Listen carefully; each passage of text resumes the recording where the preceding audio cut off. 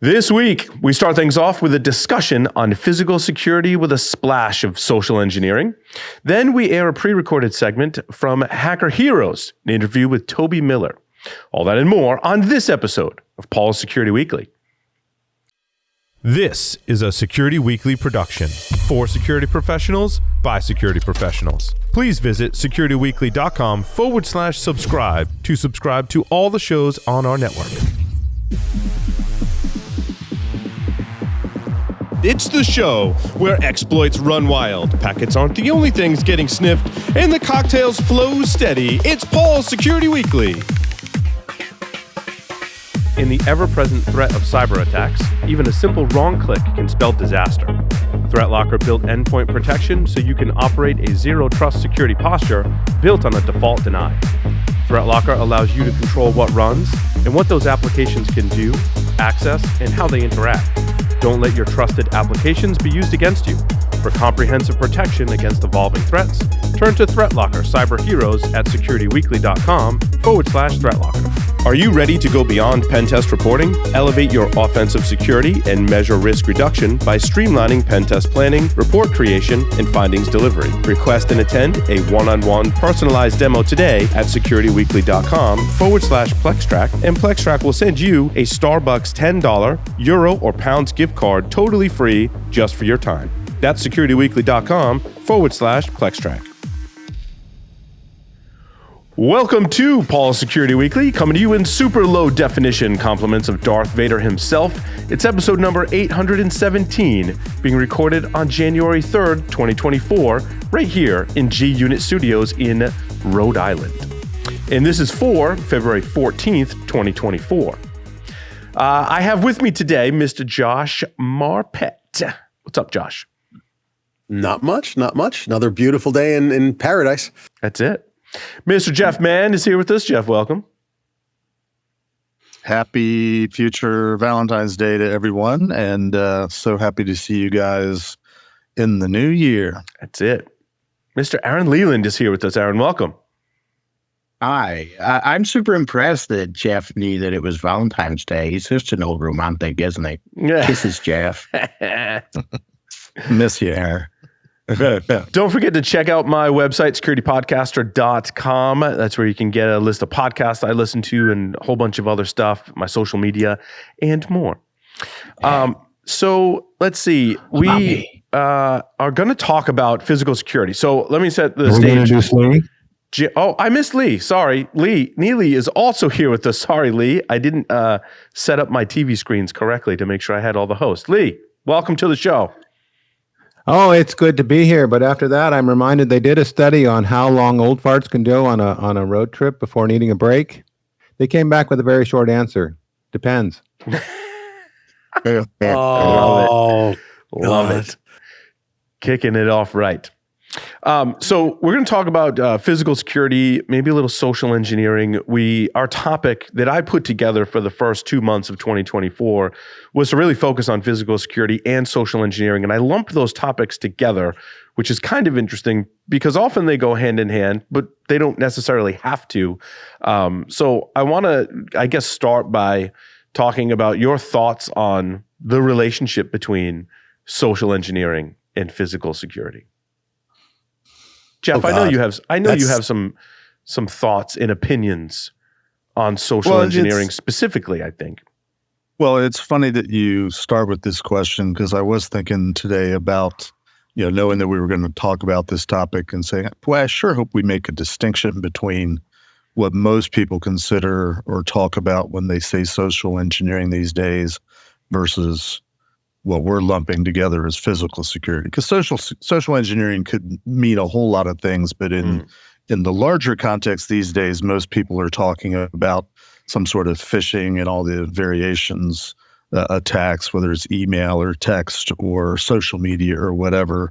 Not as much the how do you get past the guard at the front desk of the office that you're trying to break into. My strong opinions are, and I'll just throw them out there right at the outset. From a services perspective, as a pen testing, red teaming company, and this is stuff that I used to do.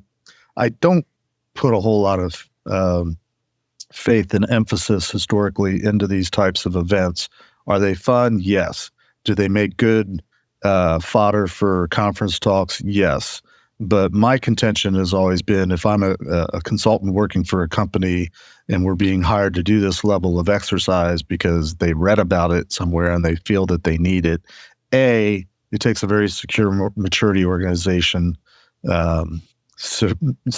mature security program to really be able to effectively monitor. And I'm focusing more on the physical security aspect right now, the way we're defining it. My bottom line, the bottom line is, okay, if we're successful, and we usually are successful, and that kind of covers both, what are you going to do about it? Are you gonna fire people, or are you going to make sure that they've got additional training and feel the love? Why don't we just skip that to that part and save your money and invest it more in the training and the education? There are companies out there that have made whole business offerings around various types of social engineering activities, to some degree physical security activities. There's a place for it. I think the most relevant place for it, frankly, that I've seen over the years is if you outsource your physical security operations to a physical security force. Then I think it's legitimate to test the how well the people you're paying money for to do a job are doing their job. So I'll just throw those thoughts out there at the outset, and we'll take the conversation where it goes. Right. I'm going to I'm going to take that and run with it for a minute. I agree with you to a certain extent and disagree with you to a certain extent. And with that's respect, why we're having the conversation, Josh. With respect, if you outsource your physical security, should you test your physical security? Absolutely agreed, you should. Okay. Yes. If you have your physical security insourced, should you still test it? The answer is yes. But you test it in different ways. For example, if you have roving patrols, what I used to do was leave a business card on some random door. And if they found the business card on the back of it was a half extra day of PTO. Okay. So it's not punitive. It is in fact positive, but it incentivizes them to do good things. Okay. Right. Well, I think, Josh, what I hear you saying, and I think Jeff to a certain extent, is that this type of testing, social engineering and physical security, should also be used as a training exercise for your employees, right? And we've seen historically, we've talked about that on the show. That's a good way to summarize it. Let me tell one story, sort of to come back to what Josh was saying. Years ago, I think it was back in the late 20th century. I was doing a penetration testing exercise, vulnerability assessment, we called it back then. And back in those days, we typically went on site to do it. So this particular client we had to do the testing after hours. So we were, literally checking in at like 11 p.m. and we're worked through the night. We'd show up at the front desk. They had a security force. They were checking our IDs, signing us in. Going through all this rigorous procedure to let these people that were clearly not employees into the building. I think we had to have an escort, and so on and so forth. So very regimented, very well thought out processes for getting visitors through the door, unauthorized people being escorted, and all that. The last day of the job, we came in during the daytime to do the out briefing, reporting of our findings. So we're there sort of, regular business hours. We're at the front desk with the security guard going through the process where this guy walks up and says, "Excuse me, my wife works here. I don't, but I need to go to the credit union. Is it still in the basement?" And they're like, "Yeah." "Can I go there?" "Sure." And waved the guy through. Mm-hmm. And we kind of looked at each other and said, well, now we know how to get into this building if we were doing a physical security exercise. So training would solve that problem, right? Yeah. Well, but I think I want to make the distinction though that if you're contracting a company to do a physical security evaluation, or you're doing it internally or whatever, if you're doing a physical security test, you're likely going to have to use some social engineering tactics during that exercise. All the stories that I've heard, my own experiences, if you're doing physical security, unless you're really, really good or really stealthy or just lucky, you're going to encounter a human being, right? Potentially. Right. I mean, that could be good, bad, or indifferent. That human being could be a law enforcement officer that was called, which happens on physical security tests. So you're going to encounter a human being, and you're going to need that social engineering skill to complete that test, right? I mean, unless you've agreed that, hey, if we get caught, like that's it, I'm going to show my permission slip, and that's the end of it, right? So scoping definitely takes into account. If it's not physical security, you as the client must define how social engineering is used in that engagement. How is it used in a phishing engagement? How is it used in a penetration test? Are you calling people on the phone? You need to define the rules of engagement for social engineering. So actually, I forgot Jeff, can I Hold on. Wait. I forgot my most important opening statement, Jeff, and then that John. I thought about earlier. Paul, all you have to do is follow the script of the 1993 Universal Studios picture, Sneakers. Yes, that's what we're talking about. So that's was kind of where I was going to go, and that is that beyond physically getting past the perimeter, the next thing is they stick you all in a conference room while you're waiting for your host. In the conference room, you had to get through the security to get there, but guess what? We got open Ethernet jacks connected right to their backbone. Can we stop that? I mean, really. Just plug right in and get to the IT. If only there was some kind of technology that could control networks and access to networks. Some sort of access control for networks? Control thing? That's I don't know what that would be, That'll never though. be a thing. I'm pretty sure it's all done in software. More and more now, people expose, even their guest wireless has some access controls on it. It's just not an open access point anymore. And sometimes it is, but less and less. And yet the physical jacks are less considered. And I think, and we've been talking about that for 20 years? I mean, how long ago did you start looking at healthcare security, Paul? Yeah. Oh God. So I want to sort of differentiate between a couple of things. There's remote social engineering and there's on-site social engineering. And that's the phishing. The remote is phishing and vishing and pretexting a cell phone company, things like that. That's a very different world than walking in with a clipboard and a badge and a jacket with Garda or whatever. Pick your security company, Securitas, on it, which is so hard to get. I mean, they control those things so hard. It's actually not easy to find them at many Goodwill stores. I only have a closet full of these things, and I have badges from most of the major security companies because eBay is the thing. And I have jackets for most of the major security, the windbreakers. I love the windbreakers. They're comfy too. And it's really funny when I wear them out because I'm like, I need a jacket. And I grab one and I wear it out. People are like, is everything okay? I'm like, oh crap, I wore one of those. Never mind. But excuse me. In all honesty, so remote social engineering and on-site social engineering are very different skill sets and very different protection mechanisms. Okay. Then you've got physical security. And physical security, we're talking about getting in through the perimeter. We're talking about encountering other people and using social engineering on them. But there's other aspects to physical security. There's control of things coming in. There's the network jacks, like Lee just said. There's control of things coming in. Like, I don't know if this will show up on camera, but can you see that okay? Yeah. It's a very large call that knife. A knife? That's a knife. That is plastic. Definitely illegal in London. Other than the metal ring, which is welded on the end and is so tough to get off with a pair of metal clippers, it's so tough. It takes all of 10 seconds. This is undetectable in an X-ray machine. Right. Okay. In a metal detector, an X-ray machine will work to an extent, but some of them don't. And all you got to do is put it inside the tube of your suitcase. By the way, they're really expensive to get. They're I think this was $12. I don't know. I've got about a dozen of these things. I could probably there's all expense it. kinds of.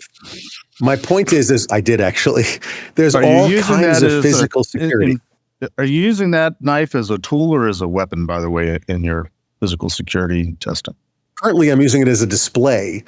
But when I use it in physical security testing, I don't bring one like this. I have one that's I actually blunted everything on it, so it's just a plastic piece. It's not sharp at all.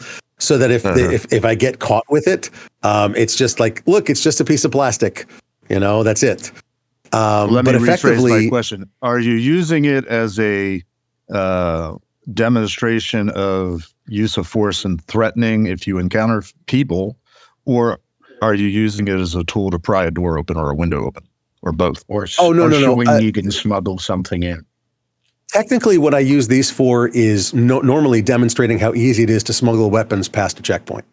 Okay. When I was a cop, I used to teach this to the newbies that I was teaching how to pat people down, and like, well, you can just wand them, and I'd be like, okay, wand me, and I'd be dressed like this, and they'd wand me, and I'd no squeals or beeps except it may be my glasses or my watch or whatever. And then I'd be like, okay, so I'm clean. And they're like, yeah, they'd want me like, front, back, side, arms, like what, face, whatever. And I'm like, okay, so I'm clean. They're like, yeah.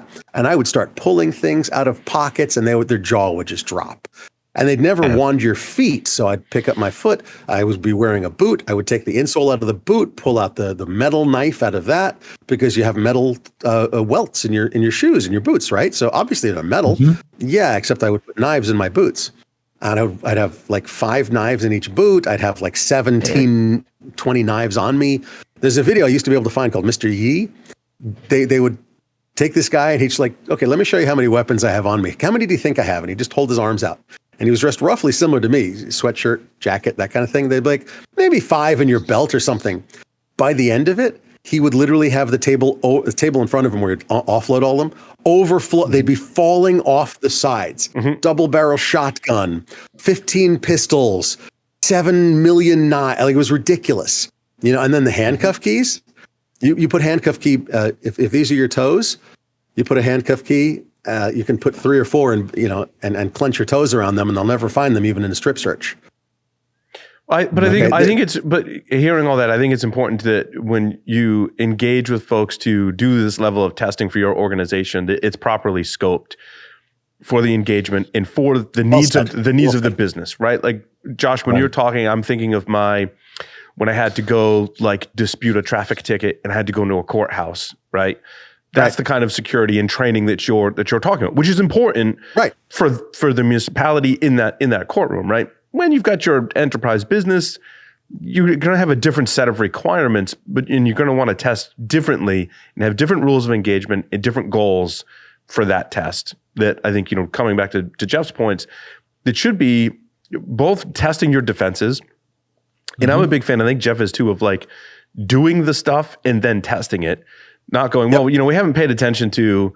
And we can take this analogy or notion to any form of security, like, oh, we haven't paid attention to security at all. Why don't you come test my security? It's like, no, let's start with, applying some security to your organization, to a specific countermeasure to threats that you've done some threat modeling, and then test those things.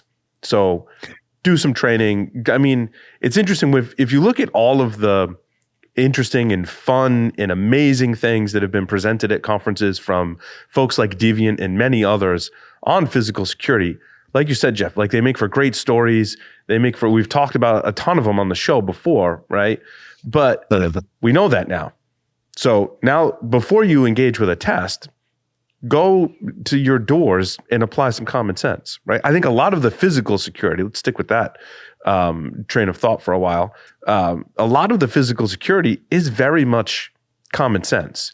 And I think you could develop a guide or look at resources available and then go to your physical buildings and apply that common sense to go, oh, we should make sure that the doors are all screwed in properly to the frame. Make sure that the locking mechanisms are not easily bypassed, like based on this basic set of a half a dozen or dozen things.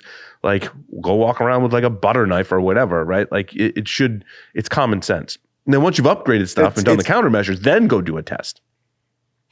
It's your threat model versus your risks versus your practices. Right. And it's got to be measured and at the level that you need. Now, there are some enterprises that need that kind of TSA level security. Sure. Okay. There are some that don't. Most don't. Yeah. So it's up to you. So I have a question for you. Based on experience, is the core of the question is, how do you find out what their concerns about their greatest physical risks are? For example, before 9/11, where I work, the perimeter guards, the protective forces were armed with the pistol. After 9/11, they were armed with their M16s. They had M16s before, but they weren't wearing them while checking badges as you came in and out. Were they issued bullets? Lots of them. Okay. And lots of training. We have our own shooting range. We're not talking airports, because most of the National Guard at the airports that I frequented after 9/11, they had the guns, but they weren't allowed to have them loaded. Oh, it went worse than that. There were areas they put helicopter wire over to prevent airborne assault too. But like I said, so it comes back to where's your risk factor. I mean, most of us are not worried about that kind of attack. I get it. And we could actually SWAT train the other police forces and would game against them and win. But I'm obviously at one end of the spectrum. So I'm thinking, but that derived from a risk assessment that somebody had done and said, these are the threats we're worried about, and we need to look at mitigating them. When you're doing a private sector pen test, are they thinking of that? Yeah, they should be. I'm not, I can't speak for all the private enterprises out there, right? But they should be doing the threat model that you're speaking about, Lee. I think that's one of the things that we're recommending that folks do before you engage in any of this testing, is to do that threat model, that threat assessment, align it with the business. What are we most concerned about? What is the greatest, what is the threat? What is the risk? What is the likelihood? Do that from a physical security perspective. And then maybe implement some countermeasures first before you go start testing. Yeah. Although, well, let me interject, because I'm working on a PCI engagement right now, and I'm working on the report on compliance. So PCI, I would be remiss if I didn't bring up PCI. But PCI has a whole requirement dedicated to physical security, and it's traditionally been bounded by, in terms of a risk assessment, why worry about physical security? What exactly are you trying to protect? PCI puts it in the context of, you need to have physical security controls around any system, device, component where the data at hand, credit card data, cardholder data, CHDs, what we call it, is stored. So, think databases, think servers, in some extreme cases still today, Paul, mainframes, but any place where there's storage of credit card data, there have to be physical security controls around those facilities. Now, in the old days, 20 years ago, everybody had their own data centers and so on and so forth. Nowadays, it's in the cloud, it's all colo, and it's all usually pushed on the hosting provider, the data center hosting provider. But there was also a recognition early on, especially in a retail environment, especially at places like, large department stores, Walmarts, Targets, places where there's 12, 15, 18 cash registers throughout the store, gas stations, convenience stores. There was very often, especially in the early days, a server that was communicating with all the endpoints, which are the cash registers, the point of sale systems, but they would aggregate it and in the early days, again, very often store, whether they intended to or not, transaction logs and things like that, before being sent on to the headquarters and then on for authorization. So all that to say is, very often there were systems that were storing credit card data at the hundreds, if not thousands, of retail locations, and we had to deal with that. Same physical security rules, but not able to apply. Everybody that's a visitor to your facility has to have a badge when you're talking about a storefront. You recall the story that I think Dave Kennedy gave in a presentation where he walked out of a major retailer. I don't know if he named who the retailer was, but he walked out with a cash register. I'm not sure. We called that snatch and grab. Yeah, but there's multiple ways to accomplish the cash that. registers, but there was usually a server that was a controller, an aggregator, something that was talking to all the cash registers that would take all that data and then process it, but it was like a gateway. Yeah. And would send it back in my day when I used to program those, that was called a 4690 controller. And it was basically a PC that ran a custom operating system from IBM that communicated with the cash registers and did what you were talking about, Jeff. Yep. And I had many clients 10, 15 years ago that were gas stations with convenience stores where that server that was doing the aggregation was underneath the counter, right underneath the cash register in the convenience store. And we had to come up with some way of, okay, how do we meet the physical security spirit of all the different requirements, obviously you're not going to issue a visitor badge to every customer that walks in the door. And, so, fortunately there was usually video cameras, not from a security perspective, but from a fraud prevention perspective. And it's mostly to make sure your employees aren't stealing from the till. Or someone posing as a contractor or technician. Because I'm here to service this, so I gotta take it. There needs to be there's very controls around it, right? Like there needs to be training so that whoever's in the store or retail facility in this example that we're using knows that, when someone does this, I need to check their credentials.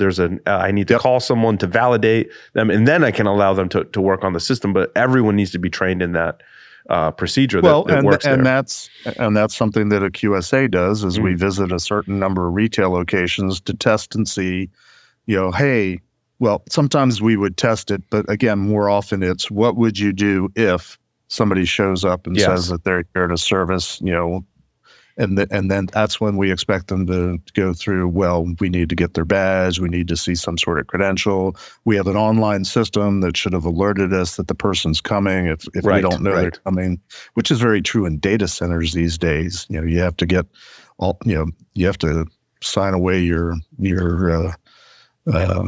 offspring's rights and all sorts of things just to get on the access list. To be able to get into a data, especially a hosted facility. But I think it's an interesting point, Jeff, because the countermeasure to physical security threats, I think the best countermeasure is people, like well-trained people.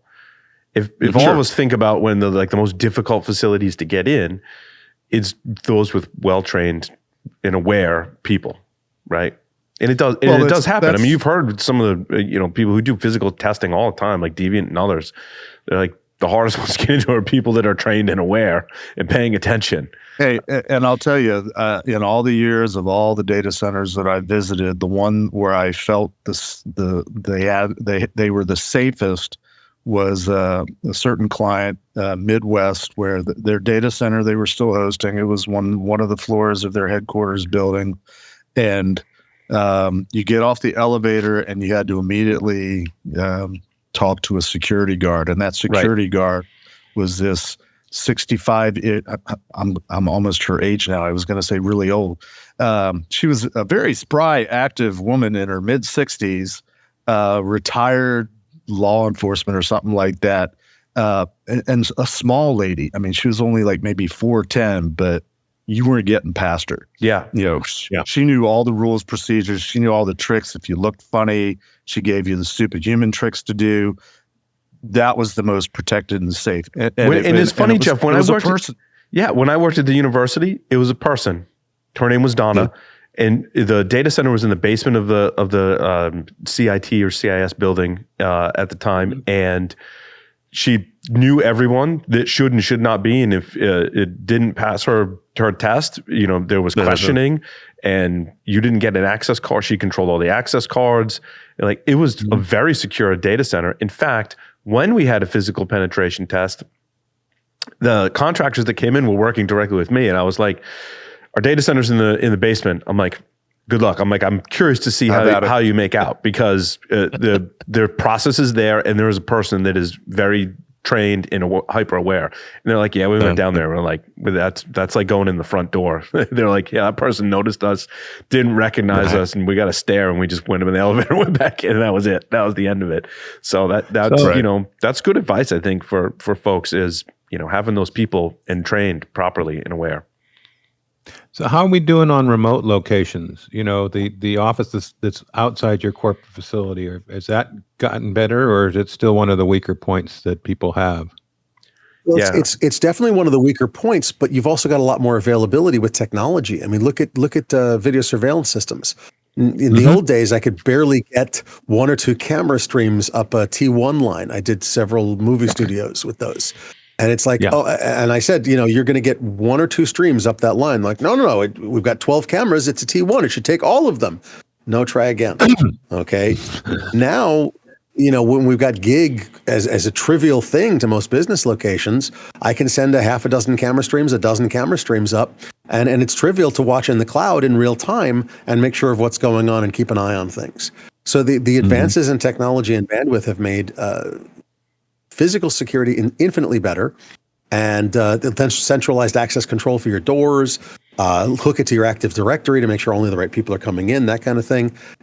Infinitely better for physical security. And as for social engineering, it's again that in-person social engineering. If somebody comes in with a work order, well, nowadays you don't just look at the paper and say, oh, it's a work order. Okay, it's good. Go ahead. You check it out against the work order directory that's come out every 5 seconds and updated regularly in the cloud. You're like, we don't have any work orders on record. You better go get this put into the system. Once you do, no problem. So there's you're reminding me of a concern better. I had from, I don't know, a while ago. We were talking about putting cameras in a facility. And one of the questions I had is with the current state of technology, I mean, hell, cameras are incredible resolution these days. Should be worrying about capturing our IP with those cameras? Oh yeah, absolutely. We worry about that in PCI when there's cameras on a cash register or on a card reader, and it's on cameras. Like, can we see the video? Because high resolution cameras, you can see the numbers on the card. Right. It's absolutely a consideration. Yeah. So in areas where you're going to, like a monitor screen, you can actually black out. You can put a privacy zone on the monitor screen, so it'll block out the monitor screen, and it will not capture that on camera. Okay. With cards, it's a problem because I'll hand it here, somebody else will hand it there, and it's awkward because you can't block out everything. Otherwise, you're blocking out the customer, and what's the point of the camera? So you've got to have some sort of way to do that. Now, honestly, I'm wondering when it'll happen that we'll use a smart filter, that will use effectively, God, I hate saying this, but we'll use an AI to block the image of the card as it goes through the video surveillance system, so you can never see the image of the card, but you can see everything else. We almost went 30 minutes in 2024 without mentioning AI. Damn. Well, it's also a good thing that all video surveillance systems and cameras are really good at security. Oh God, don't even get me started. Speaking back to Lee's point about conference rooms, I used to unplug an IP camera outside the building because you could unplug it from the camera, plug that into a little switch, plug the camera with a jumper cable back into the switch. The camera is offline for all of 3 seconds, and now I've got 5 or 6 network ports open into the corporate network. Right. So better yet, plug it into a hub. Back in those days, so you talk about physical security, and you're talking about sort of social engineering, which I guess is a threat vector into physical security, right? What do we think about biometrics then? Because when we're trying to get, say, a Fortune 500 company, and we're trying to get through with our token and our PIN card, what's your thoughts about biometrics? And I'm sure Jeff will be all over something you have, something you know, and something you are. Well, I think oftentimes are biometrics, how much are they used in a building access scenario? Is that what you're referring to, Aaron? Yeah. I'm wondering, is that becoming more and more? You're talking about AI facial recognition, or are we just talking about putting our thumb on a keypad? No. And do you think it's good? Do we think it's good? It's mostly in the movies still, but really, really large firms, the Fortune 100 enterprise, some of them will, especially if they're in like Manhattan or something like that, they'll put out a good front like that, but it's not very common. How I feel about biometrics in general, I've actually done quite a bit of research on the origins of something you have, something you know, something you are, because I think we've evolved to the point where we need to redefine that. That's another story. In the early days, which is all of 20-ish years ago, when it came to authentication, it was acknowledged that the best thing around would be biometrics, because that would be the most reliable form of authentication given the three. But 20 some odd years ago, it wasn't really economically feasible for most organizations to implement, and they simply weren't available. Of course, they're defeatable. I always remembered the movie Firewall with Harrison Ford, where you had people bypassing the authentication to get into the firewall by literally, well, they didn't put a gun to his head. They put a gun to his family's head and said, give us your passwords, give us your key fob or whatever the ID was.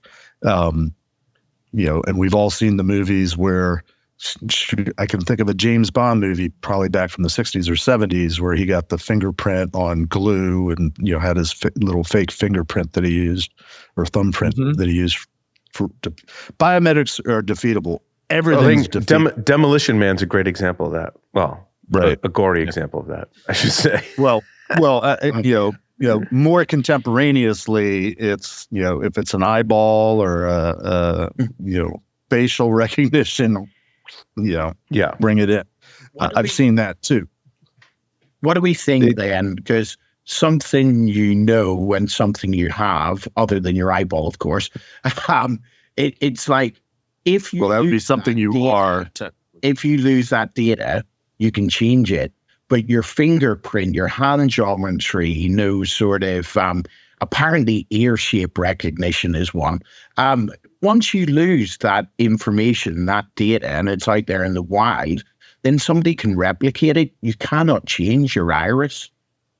Right. Yeah, but I think there's a couple of issues when, if you think of most apartment complexes, right, have the RFID card, because I think they don't want the headache of, I got to now fingerprint everyone and then update those as they come through. Whereas with an RFID card, it's much easier to revoke, to your point, Aaron, right? Revoke that method of authentication because it's a physical thing that I can issue. Yeah, if someone loses it, I can issue a new one and invalidate that other one, right? Which solves your problem of your fingerprint is your fingerprint pretty much forever, although there's exceptions to everything. But in any case, right? My voice is my passport. Yeah, exactly. It's an interesting... Go on. Well, it's an interesting issue. Well, you said go on and then you kept talking. Hey, I'm sorry, Jeff. It's all right, Aaron. You bring up an interesting point where the security technology solution introduces so much more security risk. It almost is it worth it? The fact that you save retinal scans or handprints or fingerprints or whatever, that's a whole different set of data that now needs to be protected with all sorts of controls. And how much beyond. Well, all we were trying to do was authenticate somebody getting into a building or logging onto a network or a system or a device. We unfortunately love to run to the technology solution and think we're solving problems. But in my 40 some odd years, while we gain ground, I sometimes wonder if we haven't lost more ground by introducing more things to have to worry about and consider. Well, because as you said, Jeff, everything is defeatable, right? And that's when we think about all of these biometric let's put building access maybe aside for a moment. But I know, Josh, you've probably seen this on a number of different devices that we see in the consumer market for things like protecting firearms, things like padlocks that are protecting gates and doors or other things in your home or maybe in your commercial space. Every single one of them is defeatable. Now, there's a level, right? And I think that's when we people that work for enterprises, right, listen to this podcast, it's one of the things that I'm recommending is that you think about how much effort you're putting into and how much of a bar you're raising for the attacker, right? You don't want to put the thing in that's super easy to bypass, but maybe you don't want to go to the very top because of cost, right? Maybe you've got 1,000 doors and you've got to secure them, right? So I think there's a risk equation, a threat model, and a business decision that you have to make about how much protection you put in. And it can be difficult to know without a test, right? That's why I still am an advocate for testing. Maybe there's a conversation, you consult with a company first and go, all right, do I need the best lock available? How much is that going to cost? But I don't want the one that I can just take a piece of plastic and bypass, right? So there's different levels of security and different levels of skill required by the attacker to bypass those. You have to balance those when you design, implement, and upgrade your physical security. Usability versus security. The other answer to Aaron's question. Let me answer your question ultimately, Aaron, because I didn't answer earlier. Everything's defeatable. That's why we talk about multi-factor authentication. Have more than one form factor, and there's more than 3 available at this point these days. That is the best solution that we have to date to the fact that every individual one of them is defeatable in some way, shape, or form. Some more easily, some more cost effectively than others. But the panacea is still use more than one.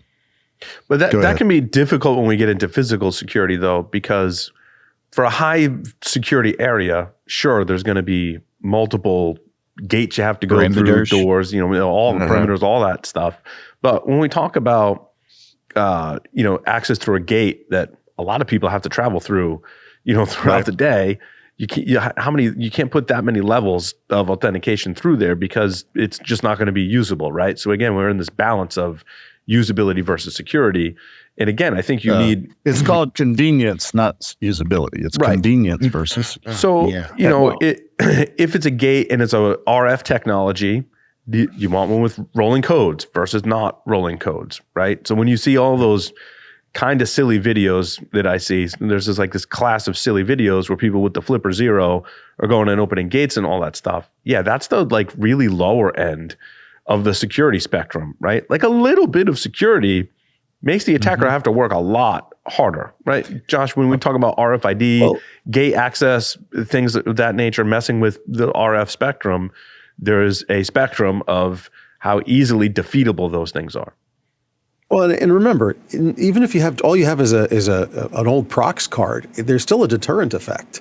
If I have to go find an RFID reader, it's an effort. Okay, if it's an open gate with a little latch that I touch the latch and it opens, okay, there's no deterrent there. But if you've got a lock and an RFID Prox card reader, and I'm like, oh, that's an old one, I can, crap, I left that back at the house. So it depends. Remember, you've got a spectrum of attackers, you've got a spectrum of defenses, you've got a spectrum of risks. Are you being targeted by a highly skilled, highly motivated, massively backed attacker? You're in trouble. Okay, you better have some very high security. But if you didn't even have that on your risk matrix, then the question is, why are they bothering with you? Are you worth their time?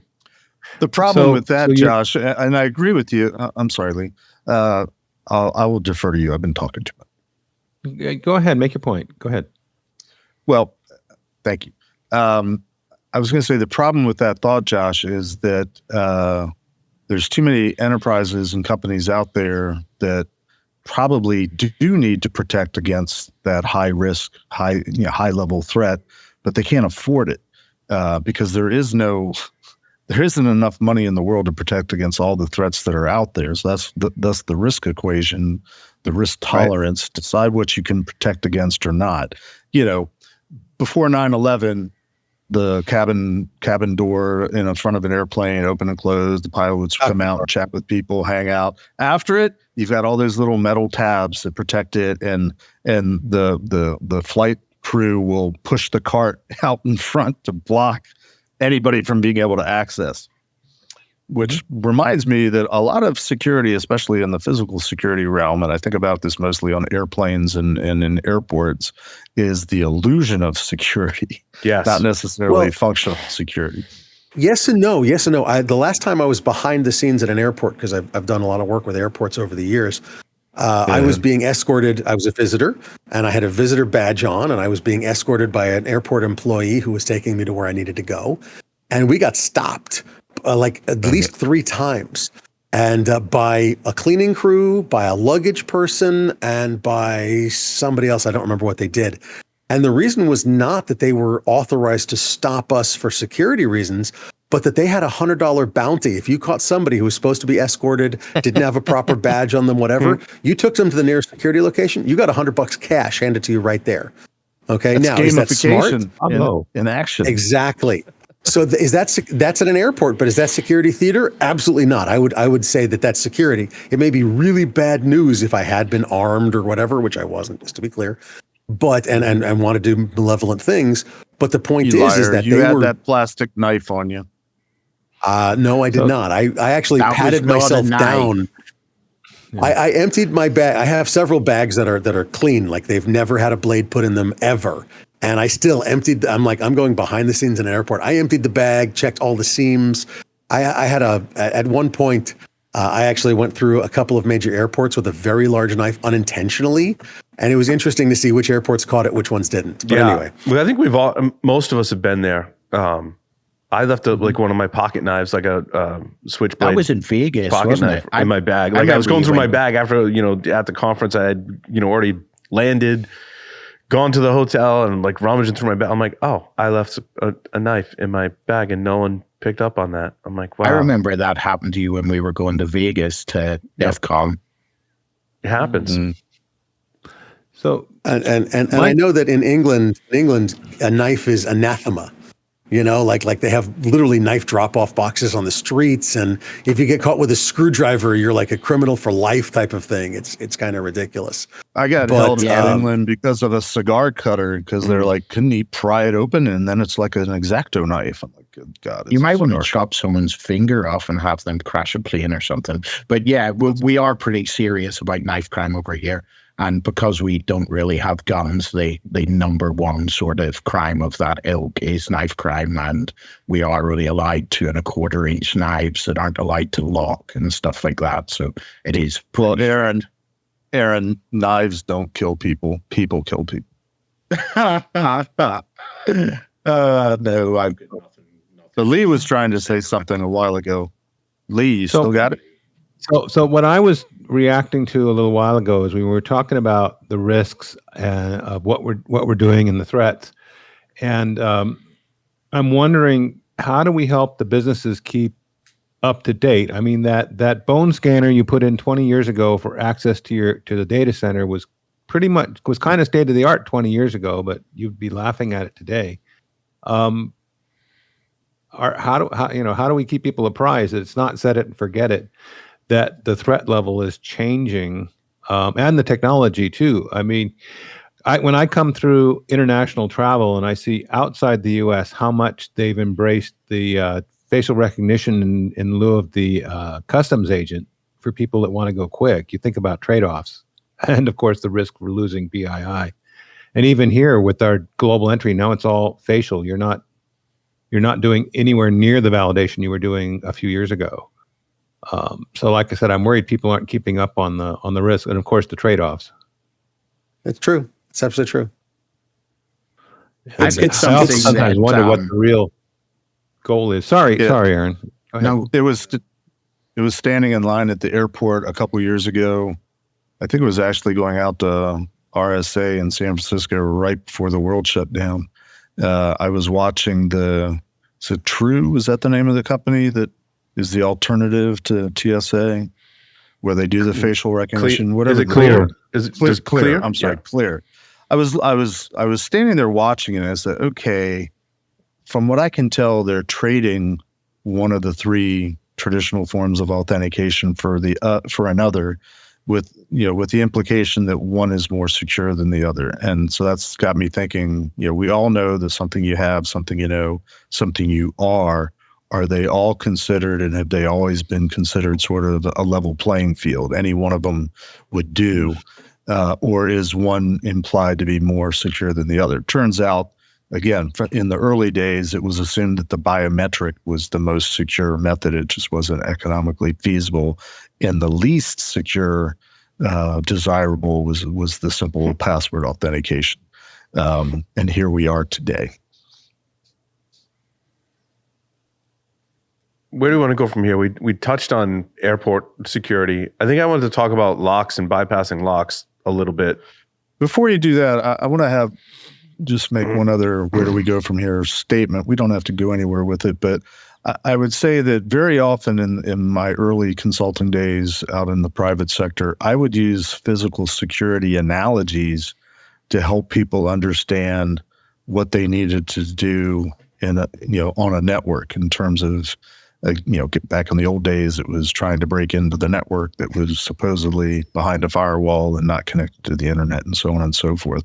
I always found it very productive to try to use physical security concerns, which most people seem to understand, to try to explain what should be happening at the network level, at the logical electronic level. I wonder if those days have gone and not almost flip-flopped. If anybody has any thoughts or not, great. Otherwise, we'll move on to locks.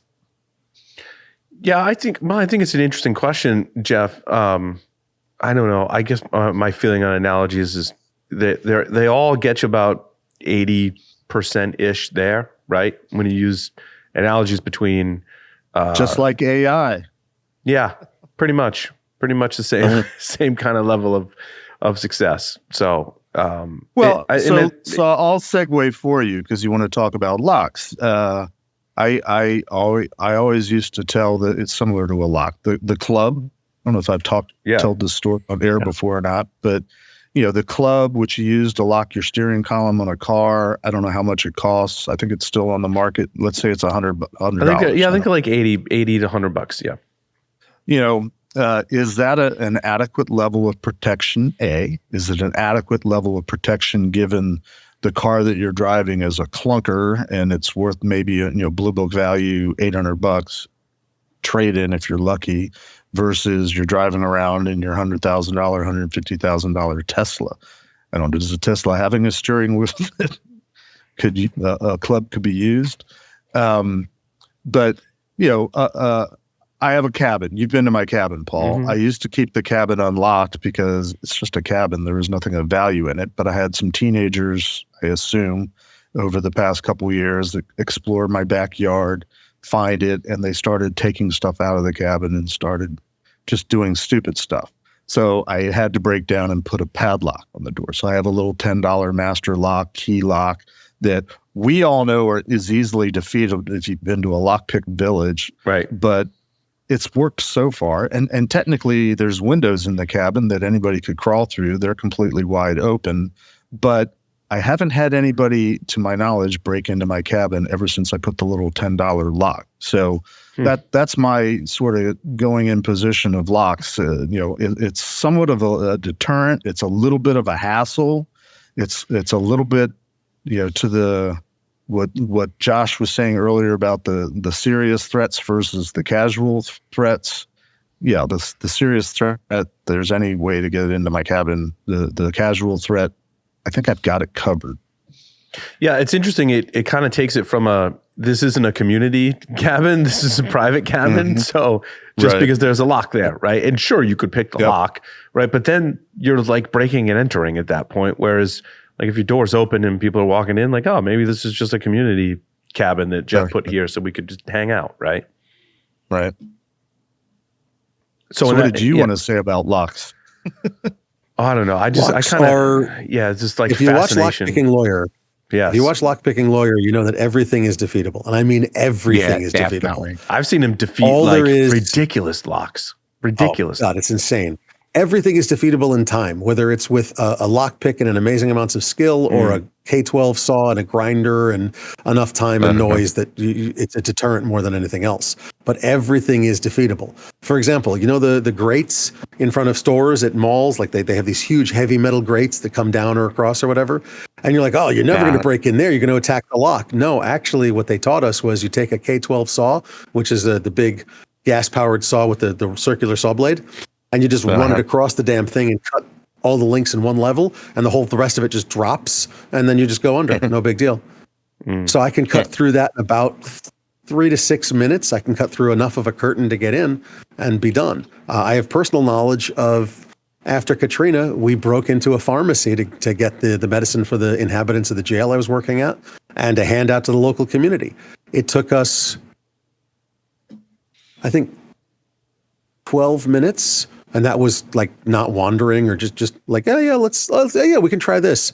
And then we broke into the pharmacy by grabbing the handle, the metal curtain that comes down. Yeah. Okay, at the pharmacy door or the pharmacy window, you grab the handle at the bottom of it, you put your feet on the wall and you pull, and then the skinny guy you've got with you goes on under there and in there and unlocks the door from the other side. Now, obviously the alarm was out because the power was out, but like, we got all the drugs. We got all the stuff we needed. We left a note. Hi, Sheriff's Department was here. Give us a bill afterwards. Thanks. Bye. You had me that at everything's defeatable. Everything's defeatable. So the question is do you want somebody to notice that somebody's trying to defeat it, like a cop or an alarm system or whatever? Do you want to stop them from defeating it entirely? Even a safe, even a vault is defeatable in enough time, noise, effort, whatever. Okay? But everything is defeatable in time. So now what are you trying to do? Are you trying to protect it or protect it long enough for the cops to get there? Protect it long enough for you to get there? Protect it long enough for the information to be worthless? I mean, that's what we do with encryption. Even encryption, all encryption is defeatable just for a long amounts of time. 5 million years, 10 million years. I don't care if they have my bank account in 5 million years. I don't care if they have my social security number in 5 million years. So here's my question, because again, from an allegory perspective, I would often use this type of conversation to stress the need for network level, internet cybersecurity level security. So we're in the cybersecurity, information security, network, internet security business, and we're all frustrated that at the end of the day, it's still a weak password that defeats so many companies. Flip it back. What is the you haven't changed your default password equivalent in terms of physical security? Is there one? Well, I think in the context of locks, though, it's using locks that are super easy to defeat. Easy. Yeah, like there's classes of ones that are just super easy. I mean, if you hit it with another lock, it just pops open, kind of thing, right? Yeah, gotcha. So there's different levels. And to Josh's point, I like the analogy to other forms of security as well. And this applies is that you just got to make people work hard enough to get them noticed, right? Someone put a better lock or system on my entryway because someone could defeat it, but it's going to take them a lot longer. They're going to have to make a lot more noise or whatever, or they're going to leave a trace, right, that they've been there. Right. I was going to say it was either, the locks that are trivial to defeat or the standardized strike plate, which is the undoing of so many secure locks because the strike plate prevents the latch from doing what it's supposed to because it's not the right size. I also agree, you got to have the right level of security. Out here in the country, I could leave my front door unlocked and nobody's going to come in. Yes, it's trivial to bypass, but the risk isn't there. But where maybe down in the city, hell no, I wouldn't do that. Come on. That's true. There's a certain door in my house that I don't have a key for, but a credit card works to open. Mm-hmm. So I keep an old expired credit card in a drawer on my front porch. I've got something that might be interesting to finish on.